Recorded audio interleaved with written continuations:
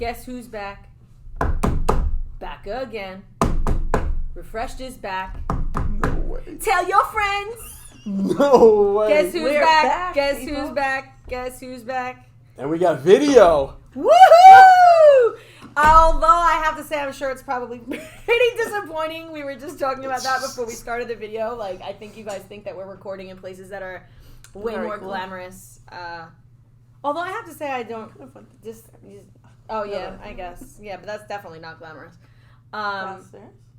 What's glamorous about downstairs? Hey, listen, I was trying to. It was freshly painted a few years ago. Maybe for one episode we'll take them into the basement lair and show them what Listen, the basement I was looks trying like. to go down there, but you know. No.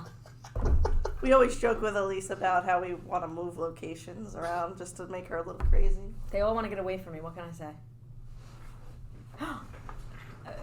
Oh my god. Well, now you guys can actually see what actually happens every time we record as opposed to just hearing it. And we're on either side of you, too. Yeah. I'm excited about that. I think it's going to be fantastic. We're going to make it nice. But the podcast remains the same. More jokes, more banter. And a little spice. A little spice. Spice is nice. Spice. I was just going to say that. Spice is nice. I stole it from you. Bam. Yeah, a little bam. So, we are sitting in the new gaming chairs in the Thunderdome, Dun, Dun, dun, dun. which used to be the technology conference room, and it is It now still is. It still is. it is now the technology conference room by day and the Thunderdome by night. So recently, the district has pioneered an esports team by really transforming this room into a gaming den for the most part. I'm going to call it a gaming den because I always envisioned that if I had kids that like to game, I would make them a little gaming den in my basement. So this is kind of like what I envisioned, except at work, which is cool. So Victoria and I don't have like terribly much to lend about this today. It's really going to be the Kevin show for the most part. However, we do have some funny stories. Yeah, I will say that. Like, what is esports? Let's start with that before we even get into anything else. So what did you think it was? So I thought like Wii bowling and Wii like tennis or like ping pong or something was going to be going on here. So when they were like, hey, esports is coming into your area, I was like, oh, that's pretty cool, you know? You thought kids would be in I here? thought like, we were going to play like little sports like table tennis and bowling and all that stuff. And then as the conversation progressed, not so much. But it's okay. I will say that I knew what esports was. However, my personal history with gaming was not necessarily the best. So I was kind of interested to see how this would progress. Alise doesn't take it well when she doesn't win at games, so that's what that means. Yeah. And then as I learned what it was, I'm like, this is actually amazing, and it's really cool for kids. And I came to learn that you could win scholarships. That part I had no idea. Yeah, you could win. The kids can get scholarships. Kids can become like ambassadors of different gaming companies, and I came to learn all that stuff, which I thought was amazingly cool. And then I also said to myself, imagine they had this for Nintendo, because I would have won a full ride on my Super Mario Bros. 3 skills. I would get that flute, go right to World 8. I was good at that game. So I was excited for kids because gaming has evolved, clearly, since Super Mario. So how cool for kids that are passionate about this to have like an outlet to actually competitively do it. So I was really excited to be on board with this project after the initial like, what? What are we doing? Yeah, I came to recognize that I see like a great value in it. So, Kevin is one of the two esports managers. Coach Kev. So why don't you just tell us a little bit about the cool stuff we have in here? Because there's some pretty cool stuff in here. Esports? I don't know. What is it? I don't know if I think about any of this. No, I'm kidding. All right, so this is obviously one of my little passions is gaming. So I took a natural interest in this. So around here we have some pretty decent equipment here. We have some gaming machines with high-end graphics cards. And there's the bell. And there's the bell. All right, we gotta go, guys. Sorry. Isaiah, Aline, please report to God. Yeah, it never fails. Every time we record. Yeah. Every time we record. I think we gotta pause it. Let's just pause it. Pausing. Please call extension. I will not serenade everybody with Guess Who's Back again, but the bell has now rung and we are able to continue. I believe Kevin was. We were asking Kevin to explain in the most user-friendly terms, like what he is doing here every day in esports and what the team is doing and what esports entails. So. All right, so esports is basically it's competitive video gaming. It's basically getting a group of kids together to have a social outlet to collaborate on teamwork, depending on the game, whether it's a sports video game, a friendly, I don't want to call it shooter, but that's what it is pretty much. I know it's a crappy stigma. I said crappy on our podcast, but whatever. I think crappy's okay. It's all right. To have in a school, but we work with High School Esports League to create the program basically here, and we're kind of giving... HSEO. What? HSEO? Yeah. Is that what you said? Yeah. Oh. I was giving them a shout out. Oh, okay. HSESL. Is it HSEL? High School Esports League. HSEL. HS? EL. Oh, they don't use the S? HSEL? No, I mean the second S, like E and then sports. I look at esports No, as you no, do. it's supposed to be one word. So HSEL. Yeah, HSEL. Yes. You're not going to put your cheerleading in? Go! What? Or a bird noise, okay? Yeah. Yeah, okay. Fun fact, I was the ConnectWatch cheerleading coach for 2 years, the varsity team. Continue. How'd that go? Not well.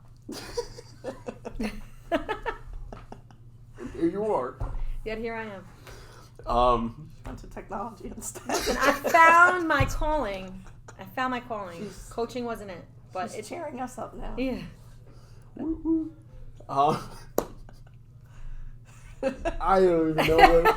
So, you guys keep surrounding me this morning. This is amazing. Competitive gaming. There's Yes, So competitive let me gaming. ask you So- a question about the competitive piece. Like, Sure. how are they judged on who wins? Like, is it just who's left like alive at the end, or who wins the So it track race? depends. Is there a number so, of qualifying all right, so things? I'll back up a little bit more. So, all right, so the whole idea behind esports is that it's, not necessarily debatable a sport, honestly. So video games have become a very big thing nowadays. It's always been around. It's just gaining more Nowadays. traction. What's up? Nowadays, that's like Nowadays. It's just gaining more notoriety. It's more acceptable because I think there's been always a negative tone towards video games. Yeah, I'll agree with that. So it's being looked at in a positive way now. Of course, there's always going to be some sort of twist on it that people have, but whatever. But basically, over the last, I'd say, 5 to 6 years, it's really snowballed into like competitive gaming. There's games like Fortnite. There's soccer games like FIFA. But basically, people that have skills in areas of playing video games versus maybe what they lack on a actual athletic field or on a court or whatever, they may be able to shine elsewhere. And that's where esports comes into play. That's an outlet for them. And there's tons of different games that you can be competitive in depending on what you like to play. Here, what we've decided to do for the first season, we have a game called Valorant, which is a 5-on-5 team-based shooter type game. It's very animated. It's not gory. It's not meant to be violent in the sense, like a Call of Duty game. So what they're learning while they're playing, communication, teamwork, strategizing, Yeah, it's pretty. So I mean, ultimately, in that there's a lot of similarity in the skills that the kids are developing, whether they play soccer or volleyball or football, because they're learning that teamwork, they're learning that strategizing, they're learning how to work together toward a common goal. So, so in regard to like character development and development into a young adult or from a young adult into an adult, the same premise is there. Yeah. Which I think once I learned that piece of it, like, there is a whole curriculum to it. There is a whole, like, all of these things that come along with it. I think I was really able to get on board because you mentioned something, and I will say that, back when I was a teacher, and part of what I would do is, like, allow the kids to pick their own research topics over the course of a long period of time, and they would have to write, like, an argumentative paper on a topic of their choice.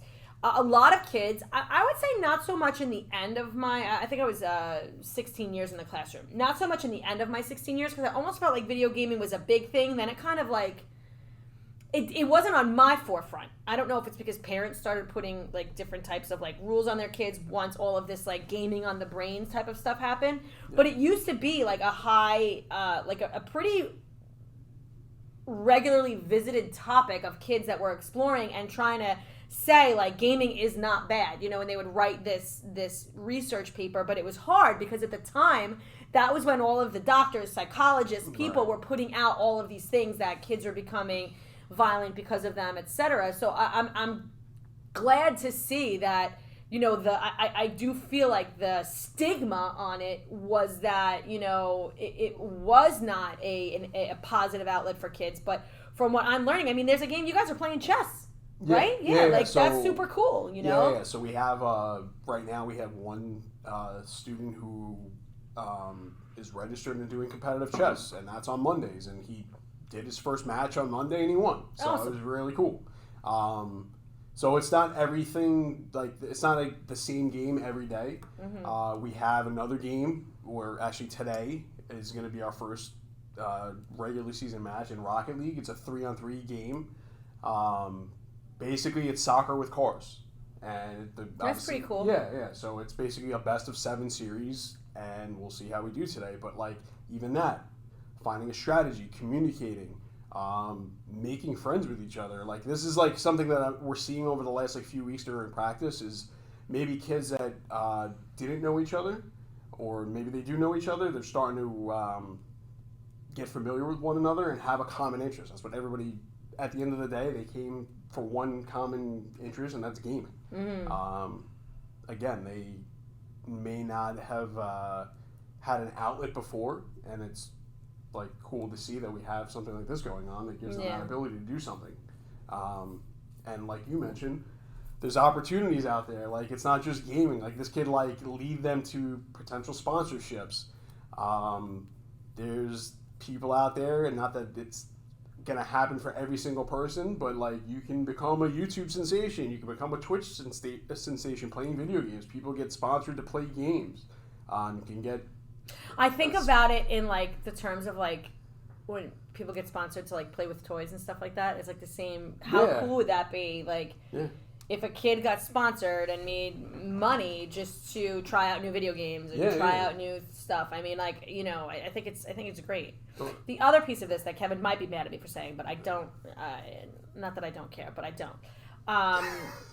I am so excited about this for the department because this is the first. Kevin is like the first time that somebody from the IT team is taking like such an active role with the student body directly. Like everything that they do is monumental in like shaping the scope of what the kids are doing every day, but nobody sees that, or it's like a really behind the scenes thing.